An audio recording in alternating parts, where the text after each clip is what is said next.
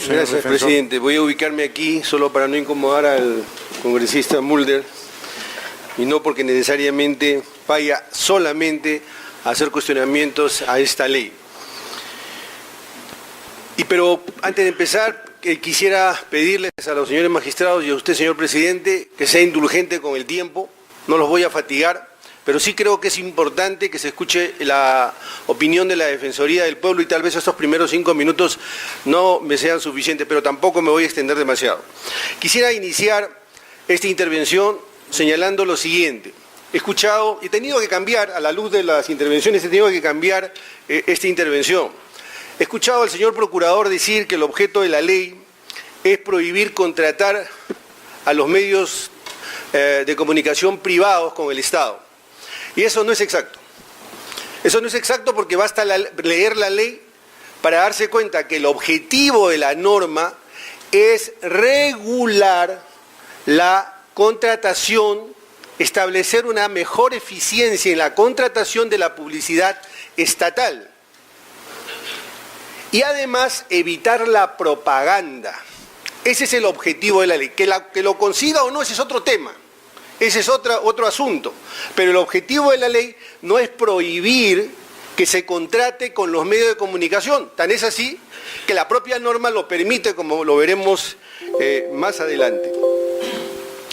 Dicho esto, señores magistrados, quisiera también señalar que en efecto creo que esta es una estupenda ocasión para que este alto tribunal reflexione y tal vez ponga algunos estándares en el principal acto de poder del Estado. El principal acto de poder es el acto legislativo. Y como todo acto del Estado, tiene que estar debidamente regulado y tiene que estar debidamente fundamentado. La manera de proscribir la arbitrariedad, de interdictar en efecto la arbitrariedad, es que todo acto debe estar fundamentado. Por eso es que una resolución administrativa y por eso es que una resolución judicial debe estar debidamente motivada. Y por eso es que existe también doble instancia. Porque a estas alturas nosotros vivimos lo que podríamos calificar de un racionalismo jurídico y particularmente el derecho constitucional es tributario de un racionalismo jurídico. Y lo que pretende es atajar, evitar la arbitrariedad. La motivación, la fundamentación es justamente eso. Y el problema con leyes como estas es que no están debidamente motivadas, es que no están debidamente fundamentadas. Tienen lo que yo denominaría una exposición de motivos aparente. Porque cuando yo leo la ley, no veo base empírica, no veo información fáctica que permita llegar a las conclusiones y al diseño legislativo que el legislador nos propone. Veo simplemente intuición y especulación. Y la intuición y especulación, por muy inteligente que sea, es eso. Es solamente una intuición y una especulación. Todo acto del Estado tiene que basarse en datos empíricos, porque la terquérrima realidad, la terca realidad, la realidad que es testaruda, siempre va a dejar de lado nuestros afanes especulativos. Por eso es que decía, que esta es una estupenda oportunidad para, a título exhortativo, se le pide al Congreso que toda norma debe estar basada en un dato duro, en experiencia empírica. Y también es importante que la doble votación no se exonere con la facilidad que se exonera, porque la doble votación justamente cumple esa función de que haya una instancia revisora, como existe también en las instancias jurisdiccionales. De modo que, como decía, esta me parece una ocasión muy oportuna para reflexionar sobre estos temas, porque tienen que ver con la democracia, tienen que ver con la institucionalidad. Y en este punto quisiera concluir esta parte diciendo lo siguiente: la carencia de fundamentación, la carencia de una exposición de motivos es particularmente peligrosa. Y es particularmente peligrosa en el sentido siguiente. Primero, porque no le da herramientas al operador, no le da herramientas al ciudadano para poder interpretar la norma. Y porque permite justamente interpretaciones de todo tipo, genera una suerte de dédalo jurídico, de laberinto legal, que hace que luego tengamos los problemas que tenemos o en sede administrativa o en sede judicial. Por eso, subrayo, reitero la necesidad de aprovechar esta ocasión, señores magistrados. Pero ya entrando en materia, hoy yo escucho decir a todo el mundo que es fundamental que tengamos una norma que regule la publicidad. Yo creo que estas son simples declaraciones, porque hemos tenido la ley 28874 durante 12 años. Y yo jamás he visto a ningún medio de comunicación ocuparse y preocuparse por exigir que se reglamente esta ley. Esta ley 12 años no ha estado reglamentada. Tampoco el Congreso he visto que haya convocado al ministro, al presidente del Consejo de Ministros y a pedirle explicaciones de los últimos 3 gobiernos, a pedirles explicación por qué no se ha reglamentado esta ley. ¿Y por qué es importante que se reglamente esta ley? Porque esta ley deja demasiada discrecionalidad para la contratación. ¿Alguno de nosotros sabe cuánto se gasta en publicidad? El congresista Mulder ha señalado una cifra, pero esa cifra se refiere al Ejecutivo. No se refiere a los gobiernos regionales, a los gobiernos locales, no se refiere al Congreso, no se refiere al Poder Judicial, no se refiere a la Fiscalía. Entonces, ¿de qué estamos hablando? Hoy todo el mundo está de acuerdo en que se regule, pero hemos vivido 12 años sin regulación y con una extrema discrecionalidad. Podemos ir, en efecto, a los portales de los ministerios y vamos a encontrar información. Pero los invito, porque el ejercicio lo hemos hecho en la Defensoría. ¿Cuántas horas van a ustedes insumir para poder estructurar la información? La mejor manera de informar es agolpar de información desordenada, y eso es lo que tenemos en este momento.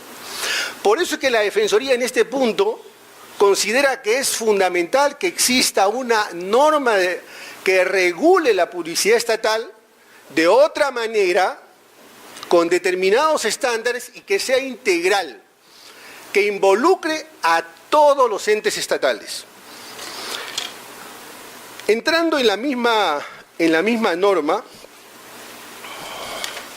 quisiera decir, señores magistrados, que lo dicho no me conduce a saltarme a la garrocha y decir que debemos optar por una restricción radical de la contratación de la publicidad estatal. Porque la manera como se ha regulado, en este momento, en el estado ideal, probablemente la norma sería perfectamente viable. Pero en este estado de cosas, yo diría que sí hay base empírica para demostrar que afecta derechos fundamentales. Por ejemplo, y este no es un dato de la Defensoría, es un dato del Instituto Nacional de Estadística. La brecha digital entre los adultos mayores y los jóvenes, por más que haya conectividad, no van a poder acceder a través de los medios digitales a la información de sus derechos, a la información de políticas públicas. Y en este punto encontramos una diferenciación injustificada, una discriminación sin motivo, una afectación al derecho de igualdad. Y lo propio sucede con los sectores más vulnerables, porque desafortunadamente todavía existen zonas donde el acceso a Internet es sumamente deficiente, y estamos hablando precisamente de los sectores más vulnerables.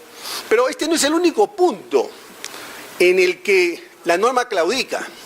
La norma también tiene un defecto serio en su propia lógica, en su propia racionalidad.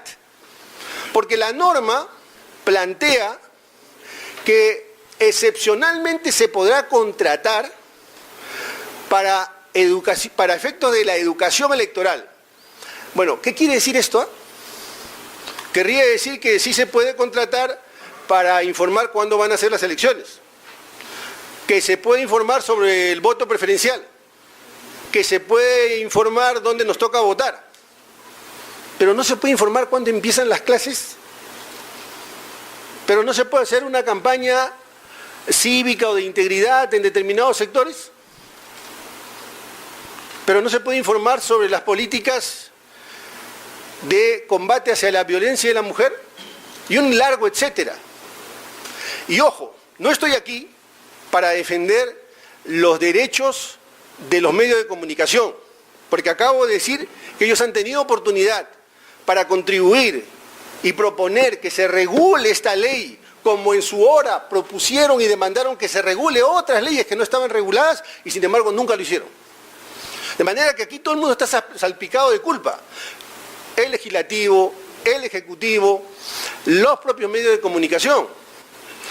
Mi punto es, señor presidente, mi punto es que existen pequeños medios de comunicación como radios comunales o como radios en mercados donde se puede hacer publicidad y a partir de esta norma no se va a poder hacer publicidad. Enseguida termino, señor presidente. Pero además la norma, como decía, yo cuestiono su lógica porque adicionalmente tiene otro defecto. La norma establece que se podrá contratar en caso de emergencias o desastres con los medios privados publicidad del Estado. Muy por el contrario. En esas circunstancias no se debe contratar. En esas circunstancias se debe aplicar el artículo 14 de la Constitución. Y en el caso de los medios que utilizan el espectro radioeléctrico, deberían hacerlo gratis. Entonces la ley, como vemos, adolece de serios defectos de racionalidad y afecta directamente derechos fundamentales de los ciudadanos. Y por eso, señor presidente, yo concluiría diciendo tres cosas. En primer lugar, la norma sí tiene serios vicios de inconstitucionalidad. En segundo lugar, creo que esta es una estupenda oportunidad para que el Tribunal Constitucional reflexione sobre lo que dije que es el principal acto de poder, que es el acto legislativo. Y en tercer lugar, se exhorte a que se dé una ley de regulación lo suficientemente comprensiva de toda la problemática y que alcance a todos los entes estatales. Muchas gracias. Gracias, señor defensor.